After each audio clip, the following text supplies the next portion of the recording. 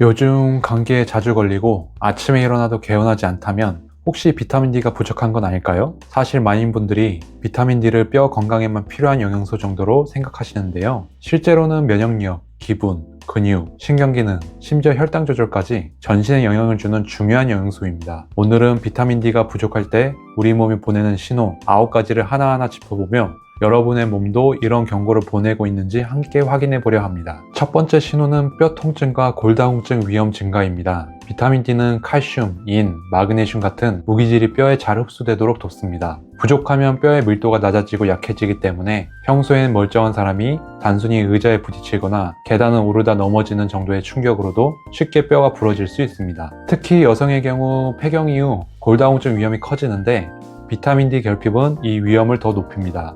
어린아이 같은 경우 다리뼈가 휘어지는 구루병으로 이어질 수도 있습니다. 두 번째는 근육 약화와 만성 통증입니다. 비타민 D는 근육의 수축과 이완을 조절하는 데 관여하기 때문에 부족하면 근육이 제대로 기능하지 못하고 쉽게 피로해집니다. 헬스를 하거나 요가, 필라테스를 해도 근력이 좀처럼 늘지 않고 작은 움직임에도 근육통이 오래 간다면 단순한 운동 부족이 아니라 비타민 D 결핍일 수도 있어요. 특히 하루 종일 앉아있는 직장인이나 활동량이 적은 분들일수록 근육 약화는 체감되기 쉽습니다. 세 번째는 관절이 뻣뻣하고 유연성이 떨어지는 증상입니다. 아침에 일어났을 때 손가락이나 무릎이 잘 움직이지 않거나 구부렸다 펴는데 불편함이 느껴진다면 관절 주변의 연결이 약해졌을 가능성이 있습니다. 비타민 D는 관절 건강을 유지하는 데도 중요한 역할을 하는데요. 부족하면 연골이 약해지고 염증 반응이 증가해 관절염과 같은 만성 질환으로 이어질 수 있습니다. 특히 무릎이나 손가락 같은 부위가 자주 붓거나 시큰거린다면 단순한 피로나 노화의 문제가 아닐 수도 있어요. 네 번째는 감기나 독감에 자주 걸리거나 피로가 일상처럼 지속되는 경우입니다.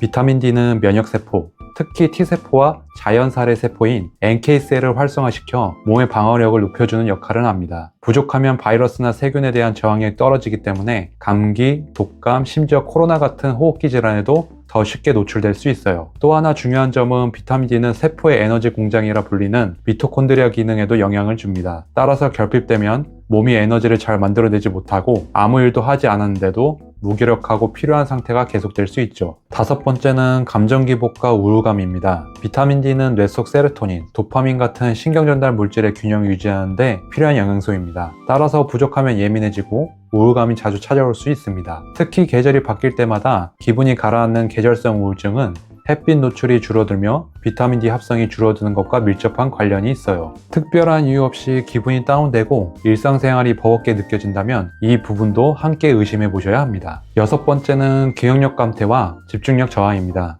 자꾸 깜빡하고 무언가를 집중해서 하려 해도 흐릿한 느낌이 계속된다면 뇌의 신경회로에 영향을 주는 비타민 D가 부족할 가능성이 있습니다. 특히 비타민 D는 신경세포 보호와 재생에도 관여하기 때문에 장기적으로는 알츠하이머나 파킨슨병 같은 신경퇴행성 질환과도 연관성이 제기되고 있습니다. 그만큼 뇌 건강과 직결된 중요한 신호이기도 하죠. 일곱 번째는 혈당 조절이 어렵고 과식으로 이어지기 쉬운 경우입니다. 비타민 D는 췌장에서 인슐린 분비를 돕고 말초세포에서 인슐린 저항성을 낮추는 작용을 합니다. 결핍될 경우 혈당이 쉽게 불안정해지고 식사 후에도 포만감을 잘 느끼지 못하는 경우가 생깁니다. 그래서 밥을 먹고도 뭔가 더 먹고 싶다는 생각이 들거나 간식을 자꾸 찾게 되는 상황으로 이어지기 쉬워요. 장기적으로는 2형 당뇨병 위험도 커지게 됩니다. 여덟 번째는 상처 치유가 늦어지는 증상입니다. 비타민 D는 세포 성장과 분할을 조절하는 역할을 하기 때문에 피부 상처나 자극이 회복되는 데도 영향을 줍니다. 가볍게 베인 상처가 잘 아물지 않거나 모기 불린 자국이 유난히 오래 남고 흉터가 심하게 생긴다면 비타민 D가 부족한 상태일 수 있어요. 특히 당뇨나 면역력이 떨어진 사람에게는 이런 회복력 저하가 더 치명적으로 작용할 수 있습니다. 아홉 번째는 야간 발한, 특히 머리 쪽에 땀이 나는 경우입니다. 자고 일어났을 때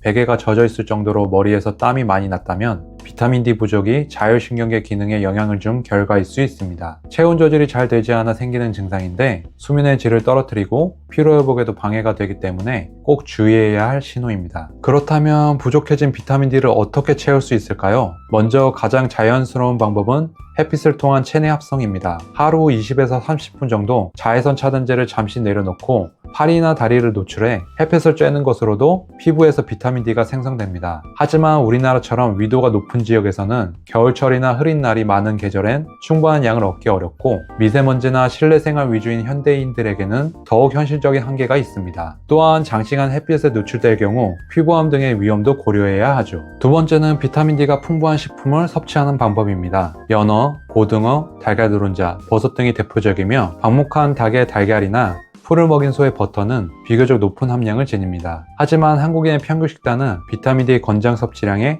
약 33%밖에 충족시키지 못한다는 통계도 있습니다. 다시 말해 음식만으로 비타민 D를 충분히 보충하기란 쉽지 않다는 의미입니다. 이처럼 햇빛과 음식 섭취만으로는 부족함이 많기 때문에 보다 확실하고 효율적인 방법으로는 영양제 보충이 있습니다. 여러 연구에 따르면 비타민 D 영양제는 혈중 비타민 D 농도를 가장 효과적으로 높이는 방법입니다. 특히 비타민 D3는 체내에서 가장 활성화된 형태로 흡수가 잘 되고 K2와 함께 섭취하면 칼슘이 뼈로 잘 운반되도록 도와주기 때문에 뼈 건강에도 유익합니다. 결핍 상태의 경우에는 하루 2,000에서 5,000 IU 정도로 시작할 수 있고 평소 유지 목적이라면 개인의 혈중 수치에 따라 전문가가 조정해 주는 게 좋습니다. 특히 햇빛을 자주 쬐기 어려운 분이나 특정 식단을 제한하고 계신 분들은 영양제를 통해 꾸준히 보충하는 것이 건강관리에 큰 도움이 될 수 있습니다. 지금까지 비타민 D가 부족할 때 우리 몸이 보내는 9가지 신호를 함께 살펴봤습니다. 감기나 피로, 근육통처럼 평소에는 대수롭지 않게 여겼던 증상들이 사실은 비타민 D 결핍에서 비롯된 것일 수 있다는 점, 오늘 영상으로 조금이나마 느끼셨을 거예요. 비타민 D는 뼈 건강뿐 아니라 면역력, 기분, 에너지, 심지어 혈당 조절까지 다양한 부분에서 영향을 주는 아주 중요한 영양소입니다. 오늘 알려드린 9가지 증상 중 여러분에게 해당되는 것이 몇 가지나 있었나요? 그냥 피로나 스트레스라고 넘겼던 증상들이 사실은 내 몸이 보내는 비타민 D 결핍 신호일 수 있다는 점 꼭 기억해 주세요. 혹시 여러분도 비타민 D 결핍을 경험해 보신 적 있으신가요? 아니면 오늘 영상을 보고 아 나도 그런 증상이 있었는데 하고 떠오른 게 있다면 지금부터 비타민 D를 꼭 보충해 주세요. 오늘 영상이 도움이 되셨다면 좋아요와 구독, 알림 설정 부탁드립니다. 감사합니다.